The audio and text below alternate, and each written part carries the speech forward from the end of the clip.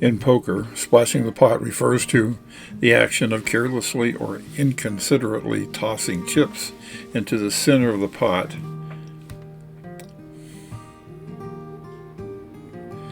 Instead of placing chips neatly in front of the pot, a player might throw them directly into the pot $2,000. in a disorganized manner. Alright, I'll call it $2,000. I'll gamble. No splash. This action can cause various issues.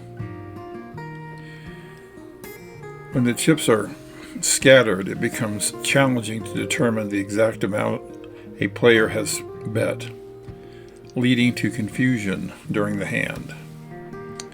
It is also considered poor etiquette because it makes it difficult for other players to track the bet and the pot size accurately.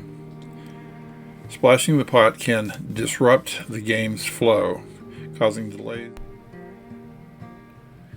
In most poker games, the standard practice is to place your bets neatly in front of you, clearly indicating the amount being wagered.